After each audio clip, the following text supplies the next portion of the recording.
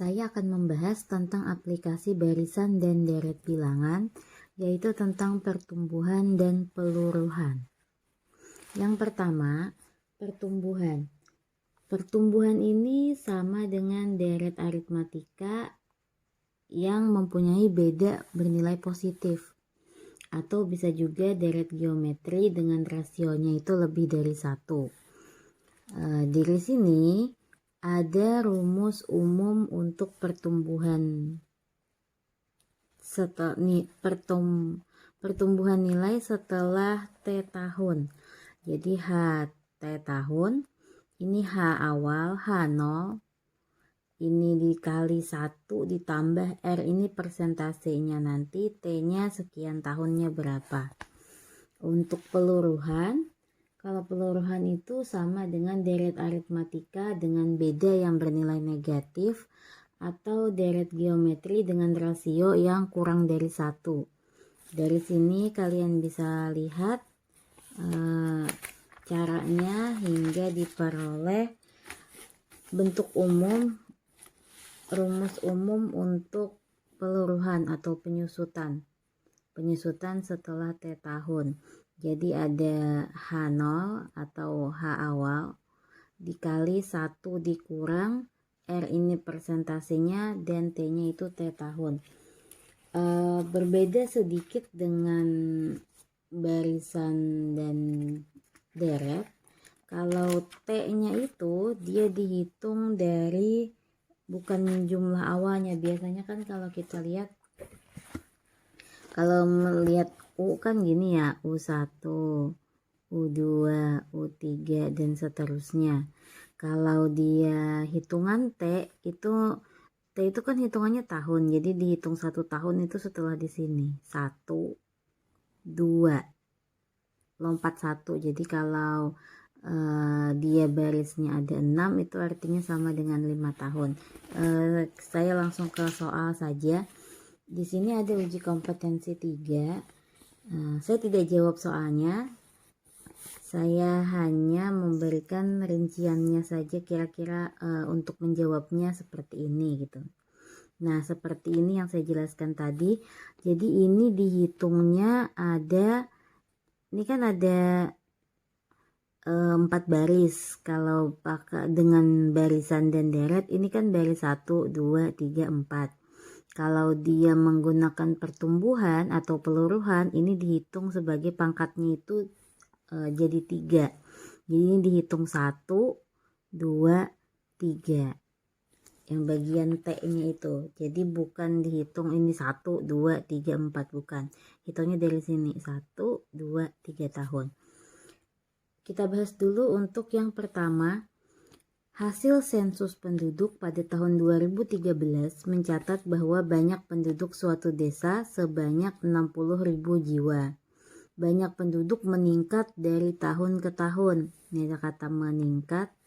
Peningkatan banyak penduduk dari tahun 2013 hingga tahun 2016 disajikan dalam tabel berikut. Ini 2013, ini sampai 2016. Jadi nilainya bertambah ya. Yang ditanya berapakah banyak penduduk desa tersebut pada tahun 2023. Jadi di sini yang perlu kita tahu dulu, ini meningkat, berarti dia pasti pakai pertumbuhan. Ingat rumusnya, kalau pertumbuhan tadi H itu sama dengan H awal dikali dengan 1 ditambah persennya dikali tahun. Kita cari satu-satu dulu, identifikasi. H0 jadi yang awal itu 60.000. Kemudian 1 ditambah R ini persennya. Menghitung persen kamu lihat dari sini. Dikurangkan saja, ini kan 66.000. Dikurangi 60.000, dikurang yang lebih kecil. Jadi di sini 66.000. Mencari R-nya ya. 66.000 dikurangi 60.000 dibagi dengan atasnya 60.000. Ini kan 6.000 dibagi 60.000. Nah, ini adalah 0,1. Jadi gunakan ini. 0,1% di sini. Atau peningkatannya kalau 0,1 itu sama dengan 10%. Jadi kan dari 60%, 10%-nya berapa? Oh, 66.000. Ini peningkatannya. Baru nanti kita masukkan ke rumusnya ini. Jadi untuk mencari H pertumbuhannya, H0, tadi yang H0-nya adalah 60.000, dikali dengan 1 ditambah, karena dia pertumbuhan, R-nya tadi kita dapat 0,1, hitungnya bagian sini ya. Jadi kalau misalnya diketahui persen, kamu jadikan ke desimal. Ini ditambah 0,1, pangkatnya dari 2000 sampai 2023. Jadi ngitungnya kan 2013, 2014, 2015,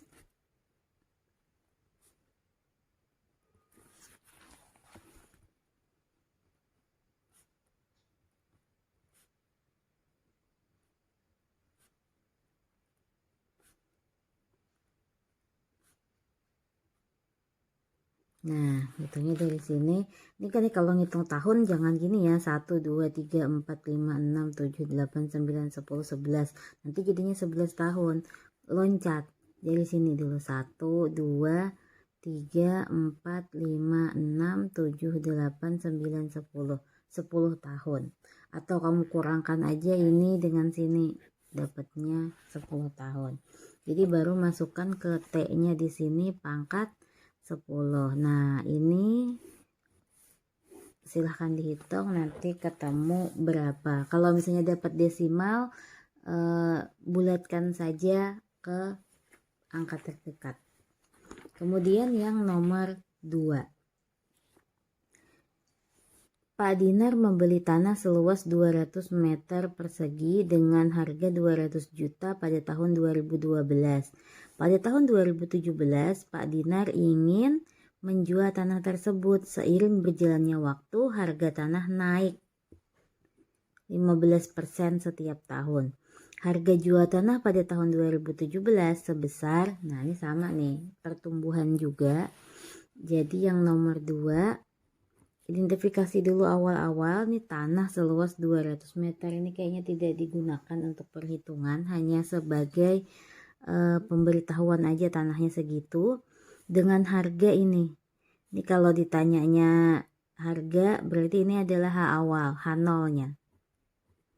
H0-nya atau di buku tuh H aja, 200 juta. Pada tahun 2017 dia mau jual, ini 2012, 2017 berarti T-nya ada 5 tahun. Harga tanah naik 15%. Nah, ini kan R-nya ya. R-nya 15%. Nah, ingat kalau ngitung jadikan ke desimal. Ini artinya 0,15. Nah, baru ini masukkan ke rumus untuk pertumbuhan. Lanjutkan ke nomor 5. Ini kembali ke pertumbuhan dan peluruhan lagi. Karena ada tabelnya. Suatu bahan radioaktif bermassa 50 gram, ini berarti H awal ya. Karena yang ditanya juga gram. Berat. Jadi kalau yang ditanya berat, yang H awal pasti berat juga. Mengalami peluruhan artinya dia berkurang. Di waktu penyusutan, ingat kalau rumusnya yang peluruhan kan H sama dengan H0 atau H awal dikali 1 dikurang R itu persennya di pangkat T. Jadi yang pertama H0-nya kita dapat tadi 50 gram. Rasionya, rasio persennya Caranya sama. Jadi selisih yang besar dengan kecil. Jadi R itu 50 dikurangi 40 dibagi 50. Ini kan 10 dibagi 50 jadinya 0,2. Kalau mencari persen tidak harus, kalau yang bawah yang tadi kan nomor 1 bawah dikurangi atas. Kalau ini kan saya tadi gunakan atas dikurangi bawah. Dia tuh yang penting selisih antara atas dengan bawah. Jadi mau kamu bawah kurang atas atau atas kurang bawah, yang penting tuh nilainya cari yang positif aja. Dapat 0,2 untuk R-nya, tinggal mencari T-nya. Waktunya disuruh sampai 60 jam. Ini baru 36, berarti ke sini 48, baru 60. Jadi dapat T-nya 1, 2, 3, 4, 5. Jadi T-nya 5. Nah, tinggal silahkan dihitung untuk mengetahui hasilnya. Kemudian nomor 6. Ada persen-persennya, berarti kalau tidak pertumbuhan ini peluruhan. Penisilin digunakan untuk menghambat pertumbuhan bakteri, berarti peluruhan nih. Pada suatu kasus infeksi, seorang dokter memberi dosis penisilin yang dapat membunuh 15% bakteri setiap 4 jam. Jadi di sini R-nya itu 15%. Atau kalau kita jadikan biasa itu 0,15 setiap 4 jam. Hasil diagnosis awal menunjukkan terdapat 500.000. Ini berarti H0-nya 500.000. Berapakah banyak bakteri yang tersisa setelah 1 hari? Ini berarti mencari T. T-nya kan 1 hari itu 24 jam. Ini tadi dia per 4 jam. Kamu bagi 4 berarti dapat 6. Nah, silahkan dimasukkan ke rumusnya.